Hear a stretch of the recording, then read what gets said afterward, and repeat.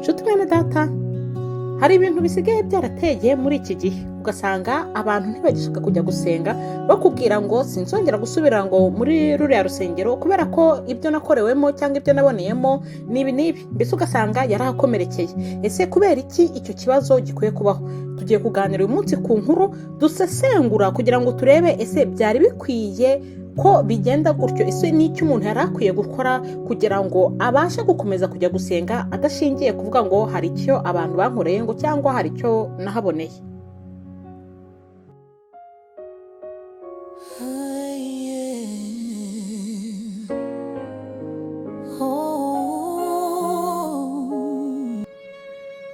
Abantu bamwe na bamwe bajya gusenga usanga bamaze kwishyira mu mutwe ko bazasanga pasiteri w'urwo rusengero rw'aho bagiye gusengera azaba ari nk'umumarayika, ko azaba ari umuntu mwiza ufite imico myiza, mbese baramuhinduye umuntu w'umuziranenge, maze bakumva ko n'ibibazo bafite bizahakemukira, niba ari n'ibibazo by'ubufasha bari bakeneye bazabivuga bagafashwa.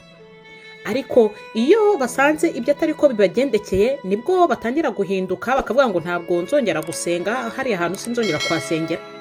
Ariko uzamara igihe kingana iki uhinduranya insengero kugira ngo wumve uguye aho unyuzwe naho? Kuko ikibazo dufite ni uko twibagirwa ko abo turi kujya gusengana nabo, uwo mupasiteri wita ko ari pasiteri wawe nawe ni umuntu nkawe, mu gihe atarava kuri iyi si ni umunyabyaha. Ntazagire umuntu n'umwe ukubeshya ko nta cyaha agira, kuko turi muri iyi si mbi. Amaso ashobora kugushuka, amatwi yagushuka, ibirenge byagushuka, amaboko yagushuka, ibitekerezo byagushuka, kuko Satani nta wundi abahiga. Mu gihe tukiri kuri iyi si abaduhigahiga kugira ngo aduhindurire ibitekerezo, aduhindurire ibikorwa, kugira ngo nyine tuzabashe kubana nawe mu muriro utazima. Rero na wa wundi witwa ko ari pasiteri ntago Satani imutinya. Niyo mpamvu rero wowe udakwiye kumuhindura umumarayika ngo ugende wumva ko hari icyo umukeneyeho, wumve ko azakubera umuntu mwiza.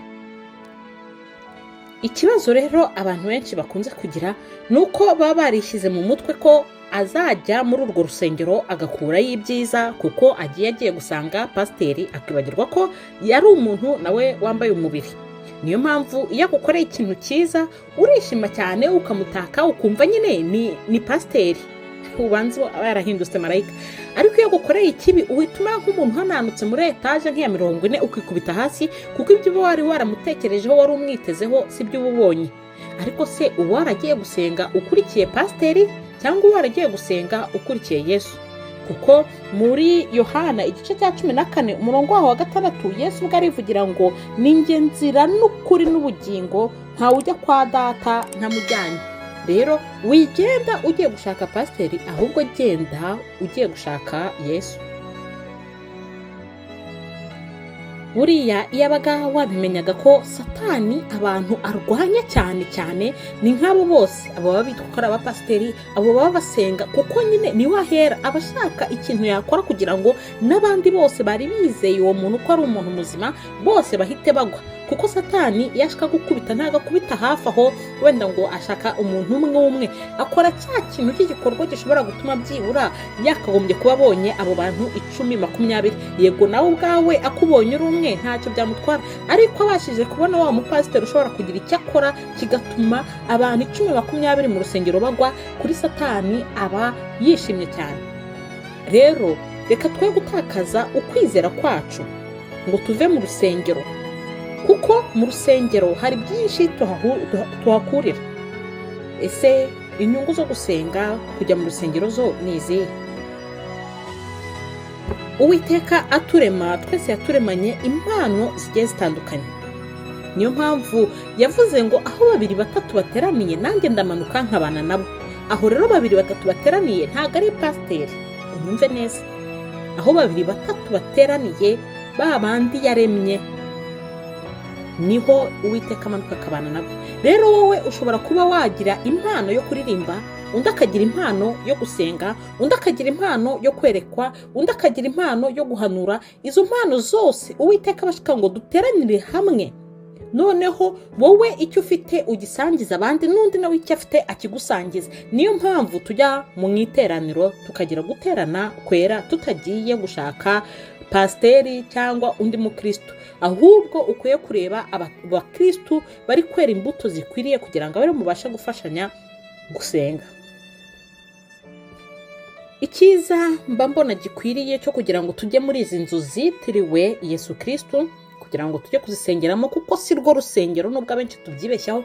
Urusengero ni imibiri yacu, muri Bibiliya byanditsemo, ahubwo aha tujya hitwa ngo ni mu rusengero, ni mu nzu ziba zaritiriwe iza Yesu Kristo kugira ngo bariho tubasha gusengera. Kubera ko akenshi nanone iyo uri umuntu ushobora gusengera mu rugo, ushobora kugira ibirangaza byinshi. Ufite abana bashobora kukurangaza, ushobora kugira gutya telefone igasona ukaburi kwitaba, ukagira ibindi uhugiramo, warebaga niba wari uri gufura imyenda wenda ukoresheje imashini simbizi, ukavuga uti rarangiye reka imbe nyanditse. Nuvuga ngo iyo tujya hariya hantu muri iriya nzu zitiriwe umwami Yesu Kristo, nuko tuba tugira ngo tutagira ibyo bindi biturangaza, ahubwo tube focus kuba tugiye kuba imbere y'Imana. Ariko unabishoboye ni nayo mpamvu ushobora gufata iminsi uri wenyine yo kwiyiriza 3 kandi ugasenga utagiye mu rusengero.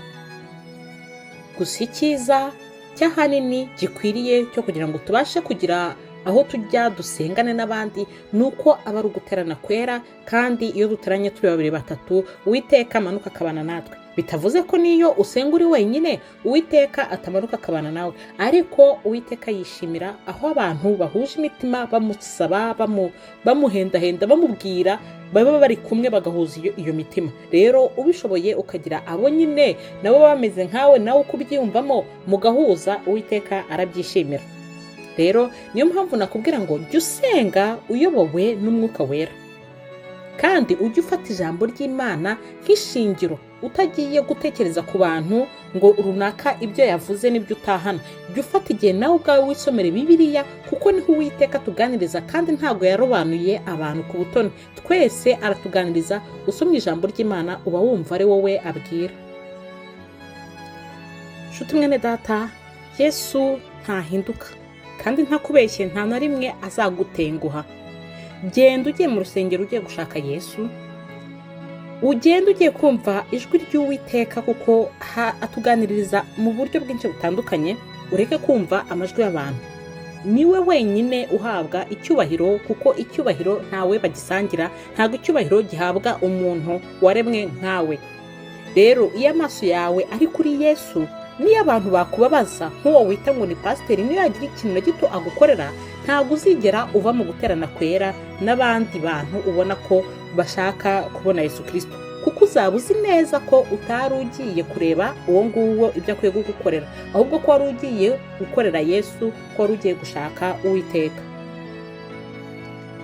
Ndakwinginga ngo ujye uhora uzirikana ibi. Abantu n'abantu, umuntu arahinduka, umuntu sinzi uburyo navuga ngo akozwemo, ariko umuntu arahinduka kuko Satani amuhora hafi amugerageza.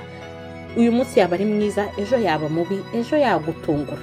Ariko iyo ugumye mu gusenga ureba ku bantu urababazwa, ariko iyo ureba ku Uwiteka uzahora ufite ibyishimo. Nubwo abantu bagukorera bitandukanye, uzahora unezerewe kuko uzaba uzi uwo ufite muri wowe.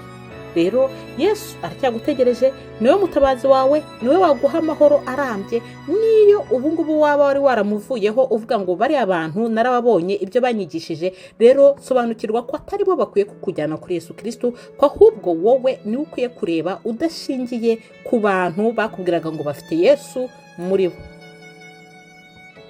Nshuti mwene data, reka ngusabe ukore like, share, kuko ushobora gusanga hari abo muziranye, inshuti, abavandimwe bari barahemukiwe nabo bita abapasiteri cyangwa abakuru b'amatorero, abo bari baragiye basanga mu rusengero bo ubwabo barabafashe nk'abamarayika, bari bagiye ko ari abantu, ugasanga rero barabacumuje, bigatuma bava mu guterana kwera.